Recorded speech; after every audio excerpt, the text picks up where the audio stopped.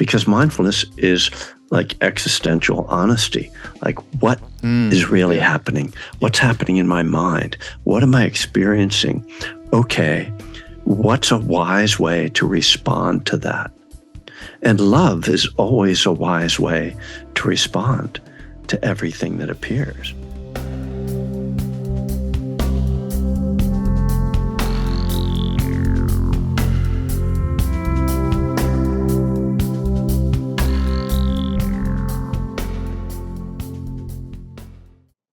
Hey everybody, it's Raghu. I'm back with Mindrolling, and I have a lovely new guest today, Kevin Griffin. Welcome to Mindrolling, Kevin.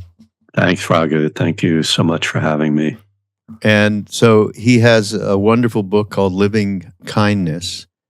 And, I think going back as far, a couple of decades ago, I don't know, whenever His Holiness the Dalai Lama, there was, it's a bumper sticker, but it meant so much, which was, kindness is my only religion. Yes, and he has said that's a great line. Yeah, more than once, many, many times. And so that just struck me, Kevin, to go, okay, yes. And in fact, many's a time I myself and some of my cohorts from back in the day, Krishna Das being one of them, if you know who he is. Sure. And people, they're first getting on the path, and it's okay. We're Westerners. What's the goal? We're going to get enlightened. Right. I don't know how many times either one of us or both of us have said, let's try for more loving, more kind, more compassionate. Let's try that. Not worry so much about the rest of it. But can you, I just want to hear about your journey to step on that path. And, because we all came from a very conditioned atmosphere, childhood, society, and right now it's of course, I can't imagine how children are growing up through this, but we can talk about that a little later. What was your journey? Well, I'm a child of the 60s, probably like you. And so as a musician, the music is this, complicated thing in our culture because it has this spiritual side, but, rock and roll was always associated with this more decadent lifestyle. And I was kind of pulled in both directions. I wanted to meditate, and I wanted Well, wait, how did you even get there? How did you even know there was a thing called meditation? Well, it's the Beatles, of course. Right. And, George Harrison and the Maharishi. But I kind of got distracted, so it took me a decade or so. It was the late 70s when I finally learned TM. And then a couple years after that, got into Buddhist meditation, and that was a real time of searching. So, there wasn't really this sense of like Buddhism and Hinduism. It was all sort of like blending together. And so I would go and see every guru who came to town. I was living in LA in those days. And so there was a lot of, I would say, wandering, some of which was productive. Productive isn't quite the right word, right? Some of it led to more helpful places, and some of it led to less helpful places. Following one sort of guru who sort of took me off the path in a way. Wow. But I got sober in 1985, and things started to clear up a little bit in my brain and in my meditation, in my path. And eventually, and the 12 steps are this spiritual journey. but they're not Buddhist. Explicitly, they aren't. Maybe implicitly they are. And so, but eventually I kind of started in my own life, started to merge those two things and started to, develop this kind of Buddhist recovery path. And, and that sort of created something that was more holistic, because I think, as you talked about, I don't know if we were recording then, but about enlightenment, and I had these sort of lofty ideas about enlightenment that weren't very grounded and didn't really allow for either a wholesome life or even like a comfortable life, really, because I was a starving musician most of the time. And so sort of getting my life together in practical ways actually allowed my meditation and my spiritual practice to flower as well, I think. And, it's mysterious how it all unfolds, isn't it? It's hard to really kind of go back and say, this caused that and that caused that. All I know is that things started to make sense in a way for me, and my life seemed to come together, I guess, in the late 90s. I had gone back to school and got into writing, and then I was invited to start teaching. I don't know if you know Wes Nisker. Yes, I know Wes. So Scoop, he's a dear friend of mine. I just went to visit him this morning, and we had a big event for him at Spirit Rock on Sunday, celebrating his 80th birthday. I got to play some music with him there, and he was really kind of mentored me to extent, invited me to start to teach to his group in Berkeley when he was away teaching retreats, and so there is also something about when you start to teach the Dharma, it takes on more of an urgency. Your own practice takes on an urgency, right? Because now it's not just about you. It's not like, oh, I'm going to get enlightened. It's like, oh, I need to help people, and I need to be able to actually make sense, like be able to explain something. There were a lot of things like I thought I knew, but then when I was like, okay, I'll give a talk on the Noble Eightfold Path, and I was like, oh, wait, what's on there's mindfulness, what? I better go look it up, so that kind of study and the sense of my practice being for more than me brought it very much alive. And then eventually I wrote a book about Buddhism and the 12 Steps. And that gave me kind of an audience for sure. This is the first book I've published. Living Kindness is the first book I've published that wasn't about recovery explicitly. It's talking about 12-step. It's amazing how many people get an initial transformation through the 12-step program. Yeah, I just actually did a podcast with someone who's also eventually turned to Tibetan Buddhism, actually. But he came very close to not making it through. I mean, ended up really, the whole classic story of drugs and down on Skid Row in LA, and coming from, a middle-class family, it doesn't matter really. Right. I mean, he had trauma, and that trauma did him in. He had a traumatic event in his life, and that trauma did him in. And then he actually, they go around and they're people who care and have organizations that care to try and help homeless people and so on. And they picked him up, and he was half naked, out of it, and they took him, that's where he went. Aside from cleaning him up and giving him some food and so on, they took him to 12-step. And he said that absolutely shook his foundation and allowed him to make a fairly quick make a move to have the intent to transform and to change this horrible environment that he had created for himself. Yeah, it's a 12 step. I mean, and I'm not that familiar with it, except through people and their stories like this and what you're saying.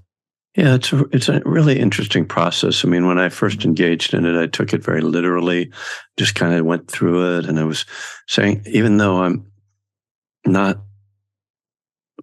really theistic, I'm also not atheistic. I'm not sure what's in between, but I followed it, but there was always this piece. The 11th step suggests that you meditate, right?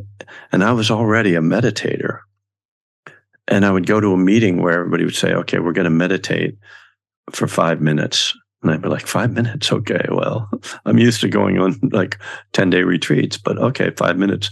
And then the rest of the meeting, everybody would talk about how hard it was to meditate for 5 minutes. Yeah. And I was like, I think there's might be an opening here for me. And that's one of the things that draws people to my work, as well as the fact that I'm suggesting that the Dharma can be your higher power rather than praying to some sort of Abrahamic God, power, but the Dharma itself is powerful and provides all you need for turning your will and your life over to the Dharma. I'm not sure how much you do know about our legacy of Neem Karoli Baba, Ram Dass's guru. I'm pretty familiar. Yeah.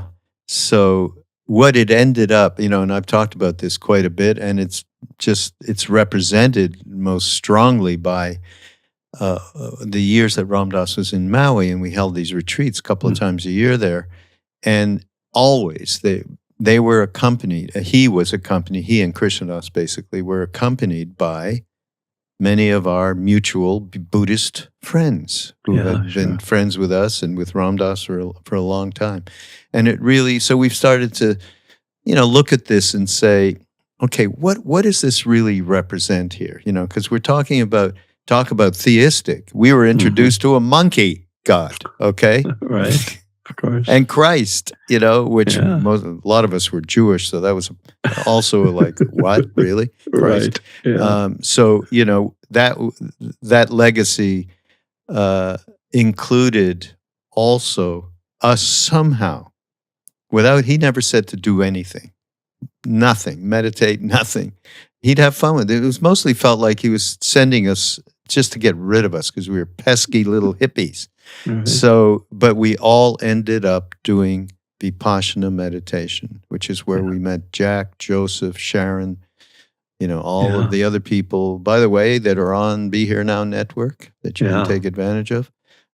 And so that combination of, this is how it feels to me, of just the heart that Ram Dass most significantly addressed, and at the end of his life, it was all about loving awareness, of moving into a place where you're not caught in your story and your thoughts and all of it, and moving into that place which is beyond judgment, which is an expanded place that has some, as the Buddhists would call it, relative connection to empty of me land. And so that combination, I think, I'm happy to be part of it, and it's done. It's been extraordinary for me in these last decades. But I think to share that with people, that combination, anyhow. Well, and it's often been sort of observed that just doing strict Vipassana meditation kind of has this dry quality to it. At a certain point, you kind of get to a place where it's like, okay, everything is empty, and the heart piece is really what completes it. I mean, for me, Miracle of Love was a book that really just opened me so much. Just the simple stories and it's stepping out of your Western scientific, mechanical kind of mind and stepping into that mystery. I mean, Neem Karoli Baba really embodied that and just like invited you in. It felt like from just the reading that I've done about him and the stories I've heard. And that was always really important for me. That, I needed to have that place. It's a refuge, right? The heart is a refuge from the mind in a way, that sometimes we just really need to step out of all that stuff that's, running through the mind. Just remember, to love myself, to love others, to love this breath, to love this, dog that's barking on the next door neighbor, and just to drop all that noise and story. Yeah. So, and the book is full, very fulfilling, very filling with the heart, I must say. And of course, related around Metta, loving kindness practice, which I am very familiar with because being close to Sharon Salzberg for many, many years. Sure. She is the most famous proponent of this practice in the West. But then you start off this chapter, 1, May I Be Happy, subtitle, Loving Yourself.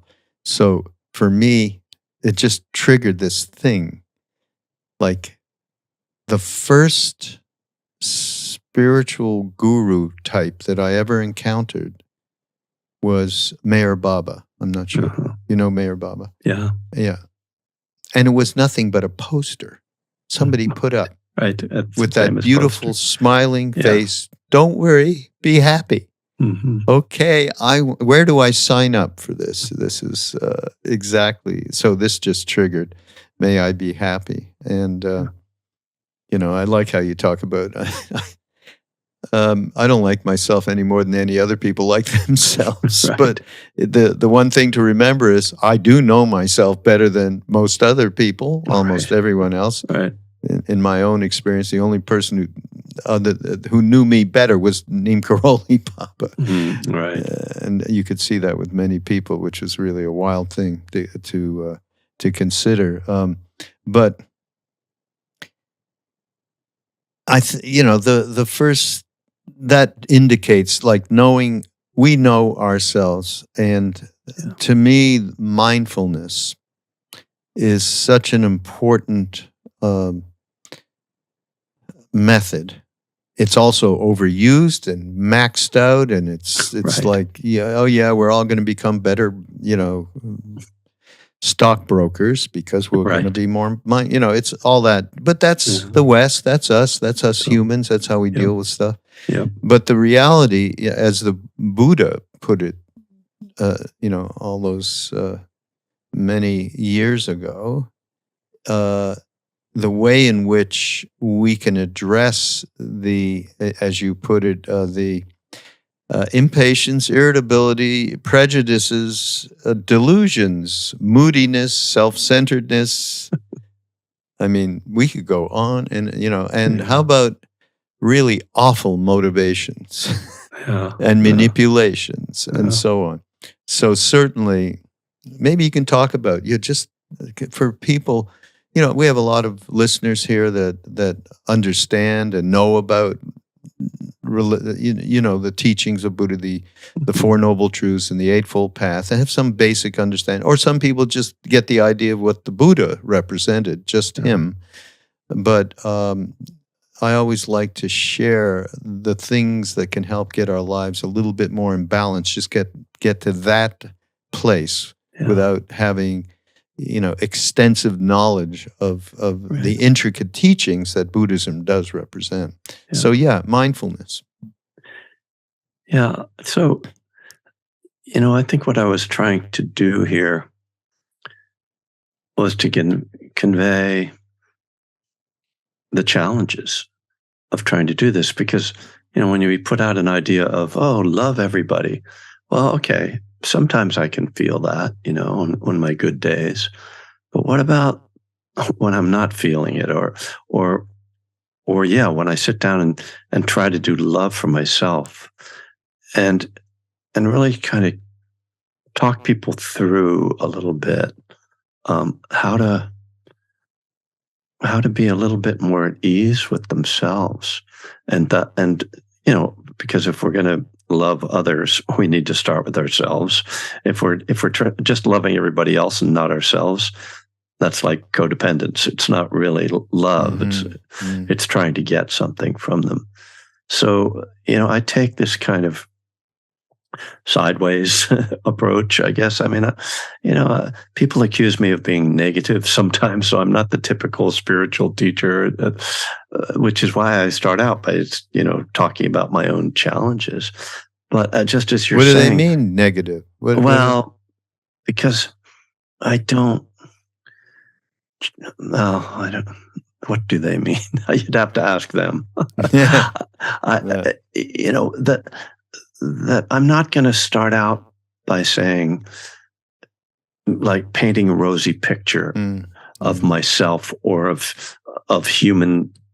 I don't like the term human nature, but human habits, and try to be really honest about that, and then work through it. Which, as you say, mindfulness is the only way to get there, because mindfulness is like existential honesty. Like, what is really happening? What's happening in my mind? What am I experiencing? Okay, what's a wise way to respond to that? And love is always a wise way to respond to everything that appears. But what is, love has this frilly idea to it. So I've I actually now define love as care. So caring for myself, because love myself sounds like I have to like myself. Like, oh, I'm a really good person, and I, like when like teachers will say, well, I shouldn't characterize this, but sometimes I'll hear people say, think of one nice thing you did today, and right away, all I can think about is all the bad things I did or bad thoughts. Right. As soon as you say that, Instead, it's dark. I'm not going to try to make myself feel good about myself, like myself, think, but rather just take care of myself. If I'm taking care of myself, I'm loving myself. If I take care of my child or my partner or my friends or the earth, that's love. It's not so I guess the problem I'm addressing to a great extent is the problem of love as a feeling versus love as an action. And so that's why the book is called Living Kindness, because acting out of love and is, to me, more meaningful than feeling it. I can feel love for someone, and it doesn't do them any good necessarily. And I can, maybe if I don't feel it, I want to still be able to express it, because sometimes my emotions are all, feelings are impermanent. So I can't hold on to a feeling of love, perpetually, but I can be devoted to actions of love. So, I mean, on this, because of your background, I think of the Seva Foundation. It was like, oh, how can we help people in India? Well, gee, we could say prayers for them. Well, that's nice. That's great. But how about if we actually tried to help people who go blind? How about if we actually tried to, do service for them? The Buddhist Global Relief that Bhikkhu Bodhi started, he was asked by his students, how can we help the world? And he didn't say, well, let's go out and teach everybody how to meditate. He said, the worst form of suffering is hunger. Let's try to serve people with food.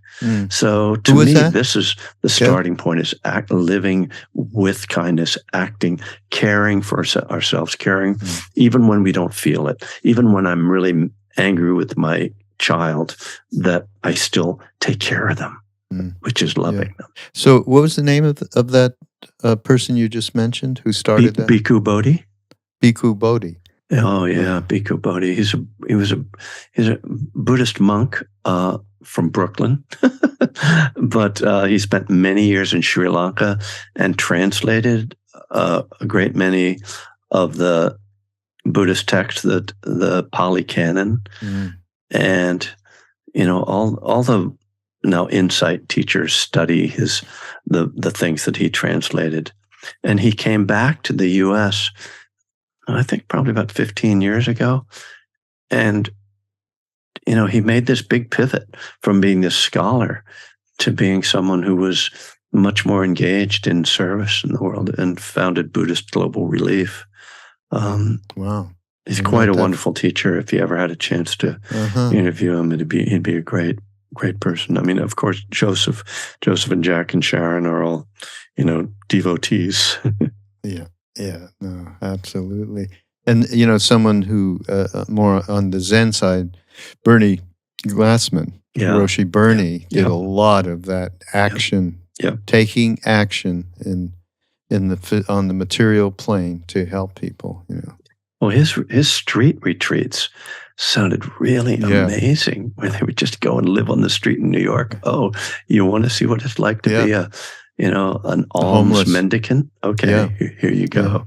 Yeah, Ram Dass actually did a couple of those with Bernie. They were good friends. Oh, so back to mindfulness, actually, because you said one word, which to me is a byword for mindfulness. Without it, you're just bullshitting yourself. Yeah. And that's honesty. Yeah. And, so the practice of mindfulness is the practice of first of all, pause, breathe, slow down, and then look inside. And you can see the plethora of defilements and wrong-headed bullshit, and it's not easy to be honest. That's one of the things, actually, obviously everybody who listens to this podcast knows my past with Ram Dass and so on, but that was one of the most important things upon meeting him and then listening to him talk and all of that, was self-honesty. Yeah. And it made it available for us to do the one thing that you need to be honest. And Jack talks about it a lot, Jack Cornfield. And that is, it's okay to be human. Right. We're okay. We're going to screw up. It's okay. That allows more honesty, would you agree, to creep into the practice?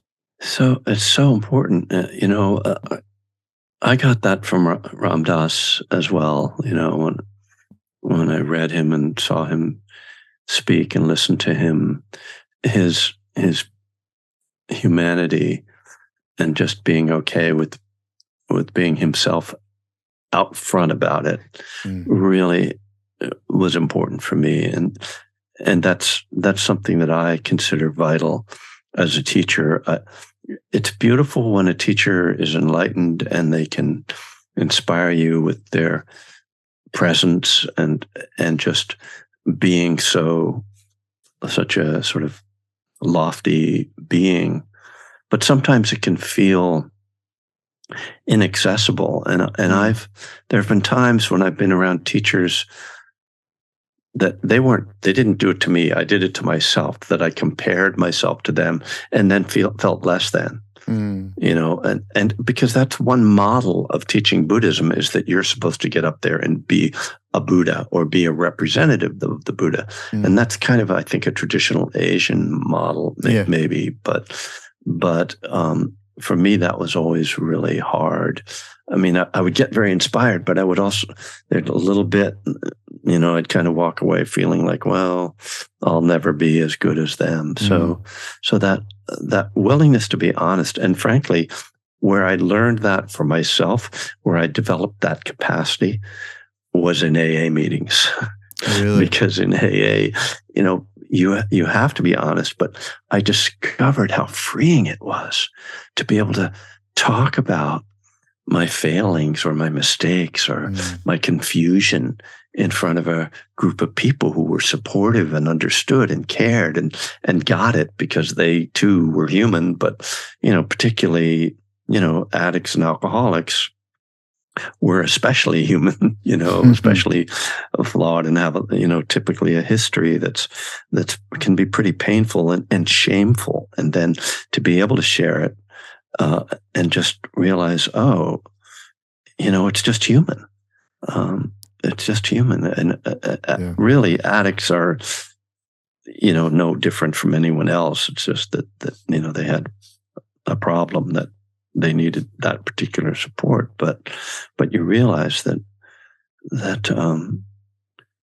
just not having to protect yourself, this is like about ego, right? And then you realize, oh, this is the whole thing about the story and being caught in your own, don't let anybody know this about me. And all of a sudden you're in a box, and you can get into a spiritual box, right? It's a very, sometimes you go to spiritual groups and everybody's walking around being so holy that you can start to feel like, I don't know, are these people real? Maybe I'm being hard on people, but no, not at all. So you wonder, know what I'm talking about. Yes, it's endemic again to our culture. Yeah, and being human, and our proclivities are as such. I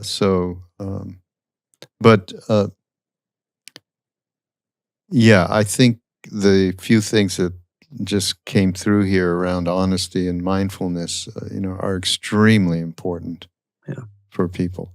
And what about, in the book, at different points in the book, you will mention Buddha's direct teaching from the Satipatthana Sutras or whatever. Yeah. And then you'll say, well, this might be a little bit of a reach here, given Right. our contemporary society, that maybe I'll put it a little different, which I really did appreciate, because I do think, that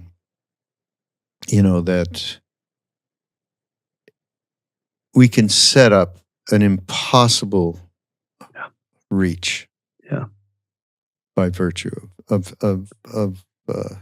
we are in a completely different era. We are a completely different society. These things need to be, shall we say, transformed for where we are, who we are now. Speak to that, because you did in the book. Yeah.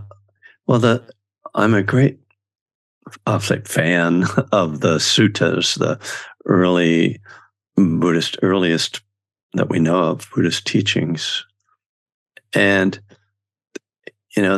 they are, they're very profound, but at times they are very lofty, and lofty. And they're spoken to often to monastics as well. And we also know, they were in a language that's, we don't, it's a dead language, so we don't really know exactly what he meant at times. So you're kind of faced with this question: Am I going to try to just get what does this literally mean, or am I going to try to, bring it into something that makes more sense for me? Well, obviously, I want it to make sense for me, but there's always that risk of, I'm just going to kind of smooth out the edges so that it feels good to me. So we have to be very careful how we approach this. I think that we're, on the one hand, we're not just being kind of rigid and following some literal translation, but also that we're not drifting too far away from it.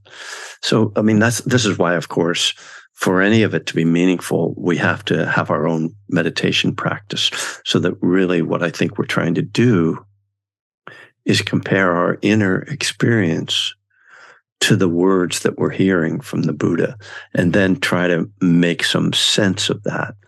And of course, the big problem with that is that there are no words that can actually express our inner experience. It's always from a distance. So, and then the Buddha, on top of this, the Buddha was probably, one of the best meditators in human history.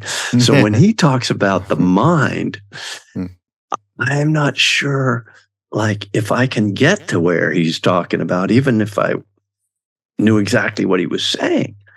So all of that creates this tension, I think. And I'm always in this, I always find myself in this place where I don't want to beat myself up for not being a good enough meditator or not living up to the Buddha's, instruction. But I also don't want to just kind of be slipshod about the whole thing and like, oh, this is good enough. So it's playing with this kind of tension, which is, in Buddhist terms, about right effort, right? And always the question: if you're striving, well, then you're just creating more suffering. But if you're just sitting back, hanging out, you're not really changing anything. So this is the dance, right? As a meditator. And it requires mindfulness to pay attention in every moment. Like, what is the energy? What is the edge of my effort right now? Am I pushing too hard? Am I laying back too much? And so we're always in this dance. And it's got to be informed by love. If there's love there, if you're, as you said, that Ram Dass's phrase, loving awareness, then we're safe.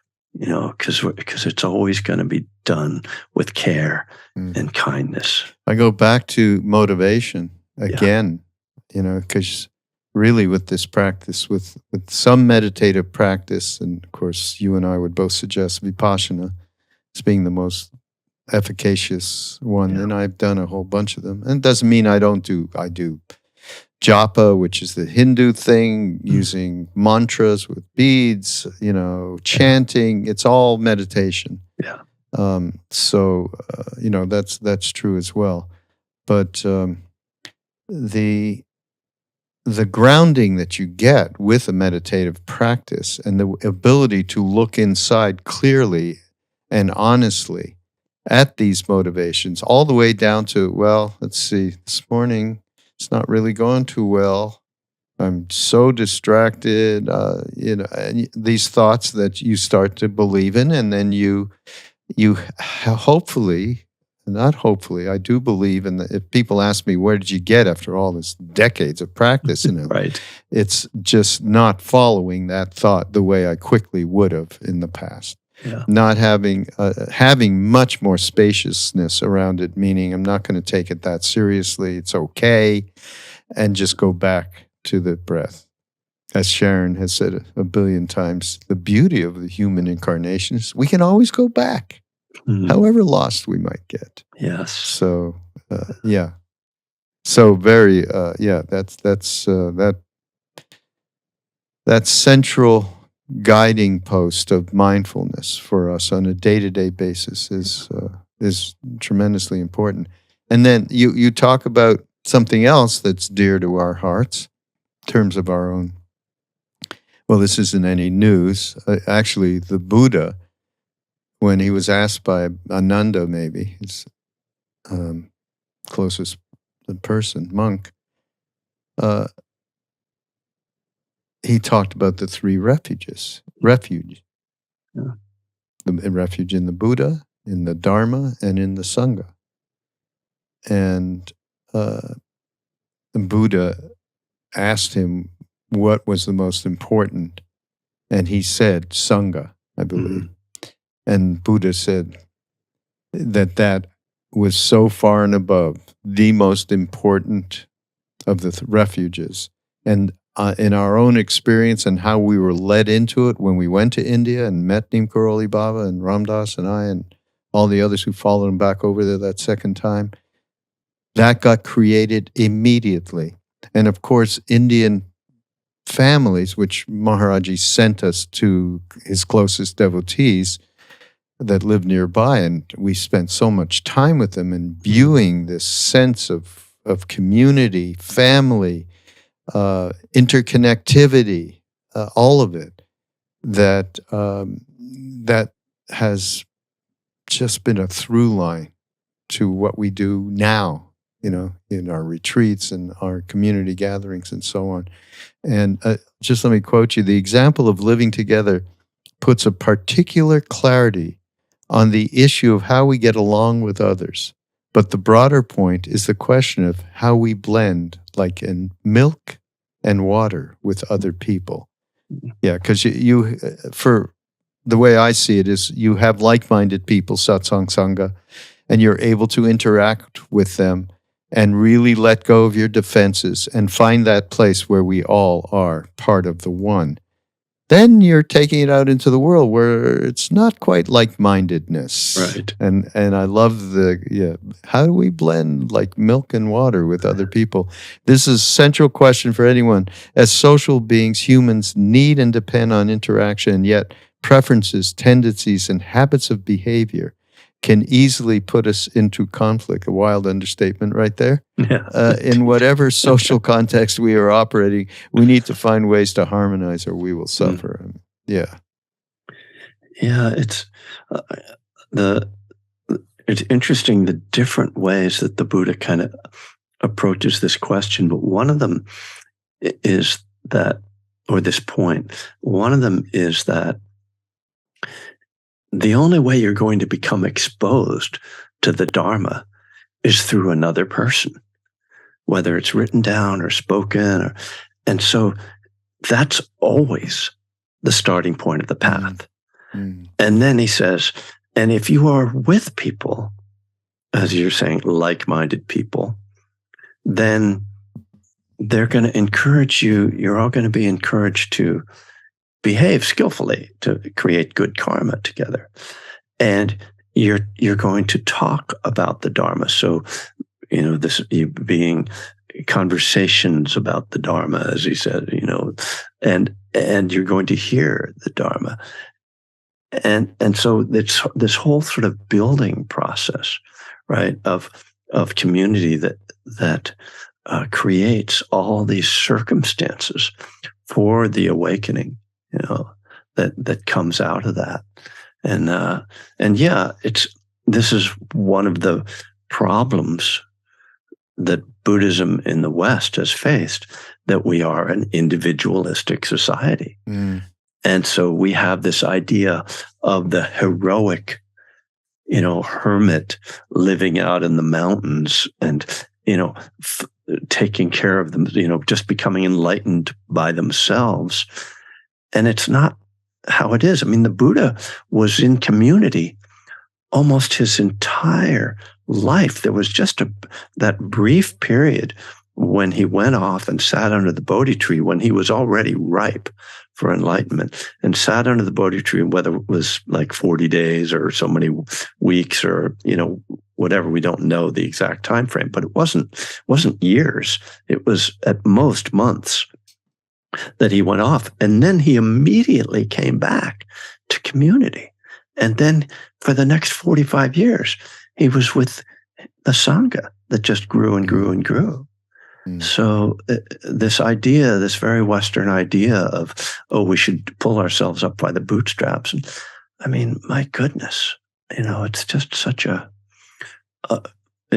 an unhelpful idea. I mean, we're talking about misery. Everybody gets their own little, studio apartment and lives on their own and has their little, frozen dinner for one. And it's not life. It's not human. I know. Look what we have done in the West, particularly. I mean, still, when I go to India, I was there last fall. I mean, it's the reality of the family there and the interconnectivity of people and how they act with. I mean, it's just, it has not stopped. Yes, there's a lot of big time BS abuse that happens through the. I mean, Maharaji he was completely against caste system, and he focused on that, Right. So, but what we do here with individuality, which is to me, it's really a large part of the creation of the polarization that we're in right now. Yeah. So, it was interesting. Last week I was over at UC Berkeley, where they have a mindfulness club that I visit and teach from time to time. And it's really lovely because, to college students trying to learn mindfulness, we don't have enough of that. But there was a student who was visiting from Hong Kong. And after the class, she was walking down the hall with me and chatting and asking me some questions. And I noticed that she was standing very close to me and like speaking. And then I remembered hearing that, in like China and Japan, people don't have the same sense of physical space because there's so many more people that, there's just sort of like, it's okay to be upright. Whereas we're always kind of like, oh, give me my space, man. Like, leave me alone. Oh, God. It was very funny. I was like, well, this is funny the way she's standing so close to me. And then I realized, Oh, my.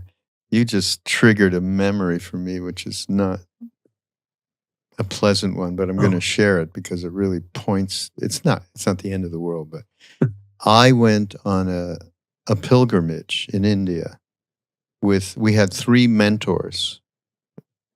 And this particular mentor, his name was K.C. Tiwari. We just actually put a film out, a documentary about him because he was the most extraordinary we're talking about meditators. He went into no pulse, no breath, samadhi at just the drop of a hat. It's just the inspiration. He just, like Ramakrishna kind of thing. Mm-hmm. Anyhow, so he was assigned to take care of Maharaji said, you take care of the Westerners the day before he left, before he died.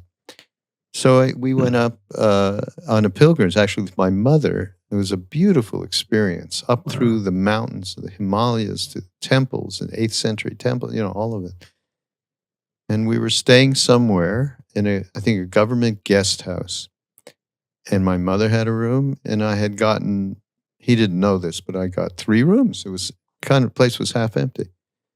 So we're sitting there and had dinner and meditated, whatever we were doing, and then I said, okay, we should go to bed. He said, you sleep right here.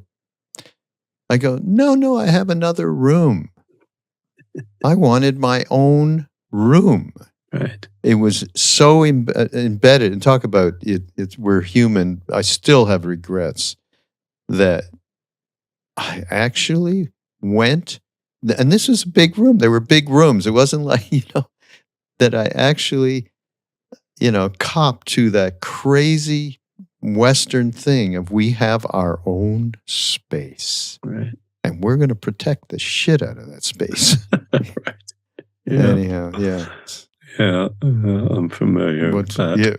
Yeah, right. I mean, the retreat centers, one of the retreat centers I teach, they have like 3 single rooms and all the rest is dorms. And boy, people want those singles. Oh yeah, we know all about it for our retreats as well. Yeah. Concomitant to the idea that so we have mindfulness and we have community, both of which to me are basic practices that we really it's advantageous to take part in, shall we say? And then you talk about basically. You call it the choice to be generous and kind. And this, to me, is the essence of, I think, what you're trying to put across in this book, using, of course, many of the Buddha's own words and explaining them out. But to be generous and kind, the choice to be attentive to others' needs. And I always quote Simone Weil, the most generous act that we can make is to give complete attention to another human being. Yeah. And the choice to be of service. While selfishness and rudeness don't necessarily break precepts, they might as well because they have the same effect, harming others. Mm-hmm. This is a very powerful, potent, it's just a couple of sentences. So I really appreciate that, Kevin. I just had to, certainly a big part of what our legacy is around service. Yeah. And Ram Dass did, represented that in his life profoundly. And when the first moment that we got to Kenchi, where Nim Karoli Baba was, that was inimitable. Nobody, because I asked you about that, the bhikkhu you were talking about, Bodhi.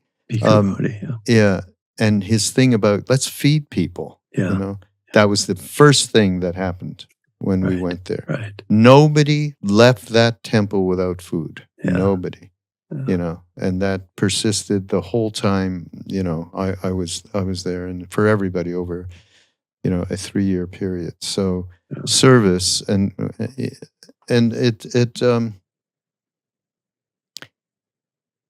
it breaks you out of the self-centered me thing, which is endemic for all of us. I just recently heard His Holiness talk about through Dan Harris, who does that 10% happy. Yeah, sure. Yeah. So he went and he saw His Holiness recently. I think I listened to those. Yes. Yeah, and you heard him talk about wise selfishness to the woman. Well, that concept, though, right? Wise selfishness. Yeah. It's all about, as soon as you do that act of compassion, that act of giving, that act of, you stop thinking about yourself. So in that way, you are enhancing your life. Yeah. That's why it's wise selfishness. You're doing this. You realize this is a two-way street, that whatever you're giving is coming back. It's like one circle and so on. So, yeah. But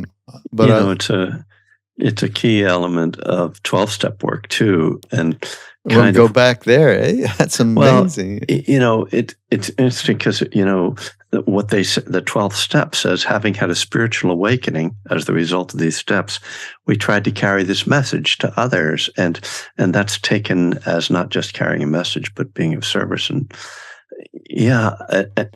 because being of service is getting out of yourself. And what's your biggest problem is yourself. So any way you can get out of yourself.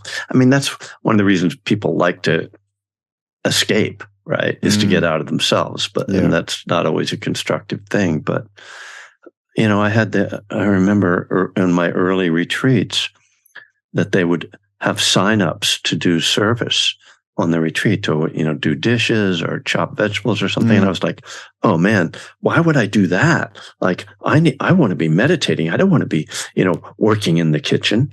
Right. And it was like so thick-headed.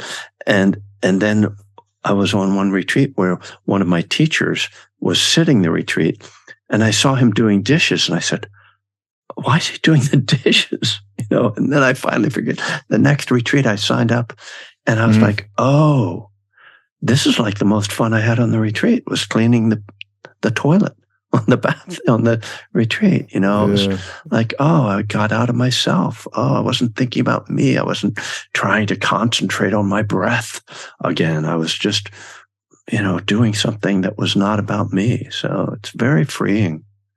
It doesn't have to be. I think sometimes people hear the term, do service, and they think they have to join, Doctors Without Borders or something, and they have to do something heroic. And again, it can be the simplest thing. Can be just the simplest gesture. Yeah. And as you said, just being able to pay attention to someone is the greatest gift. Yeah. Well, one thing, we've talked about metta, loving kindness, and this is, as I said before, I believe a through line throughout the book. But since we're close to the end of our podcast, I wondered if you might lead us in a, just a few minute metta meditation. Yeah, would love to. Okay. Thank you. So wherever you are, if you can, close your eyes. But if you're listening to this in your car, please keep your eyes open. And just feeling your breath in your heart. Sense of your heart opening and softening. One of the simplest and most beautiful instructions the Buddha gives is that we should radiate kindness over the entire world. So one image to play with is that there's a golden beam of light that radiates out from your heart, the light of loving kindness. So imagine yourself first being filled with this light, bright, warm, caring, filled with loving kindness. And then this light, this golden beam of light from your heart spreads out throughout your home, out into your neighborhood or wherever you are. If you're driving, you can imagine the loving kindness spreading to all the other drivers, all going somewhere. And we radiate loving kindness out to all beings, humans, animals, the seen and the unseen, those living near and far away, says the Buddha. Loving kindness radiating across the planet, through the oceans, across the land, touching all beings everywhere, all beings filled with the golden light of loving kindness.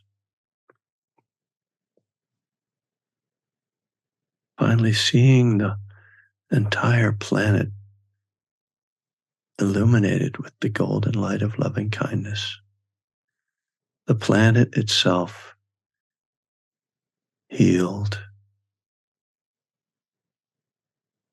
We care for our own planet, loving the planet itself. And may all beings be free from suffering. May all beings be filled with loving kindness.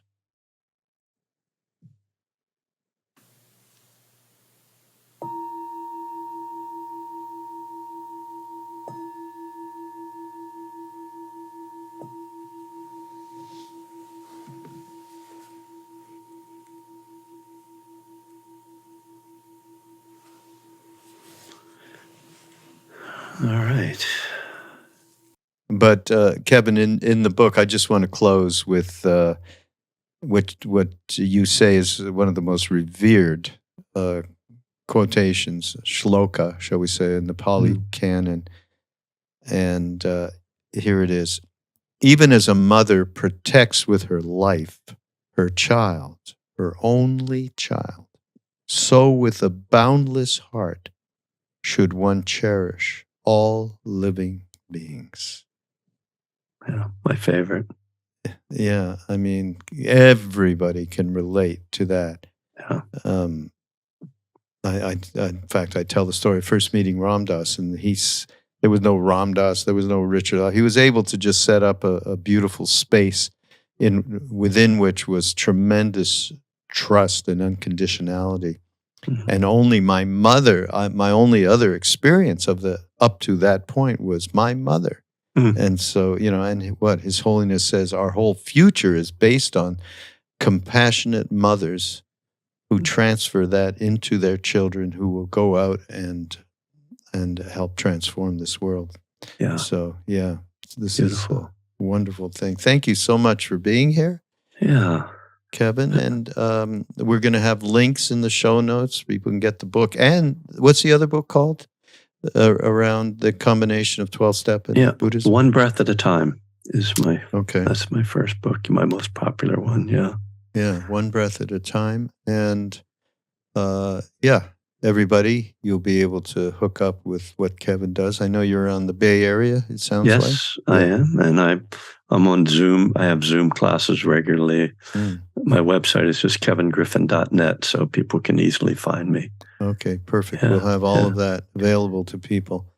So again, thank you very much. This is Thank you for great. having me. It was really great to talk with you. Yeah, same here. Same here. This is Mindrolling on Be Here Now Network. Go to BeHereNowNetwork.com and catch all of Kevin and my buddies, basically. All of our wonderful community. From Jack Cornfield to Sharon Salzberg to Roshi Joan Halifax and on, Krishnadas, Ramdas, Alan Watts, the OGs, Ramdas and Alan Watts, the OGs. And we'll see you next week. Bye, everybody. Thank you, Ken. Yeah, thanks so much.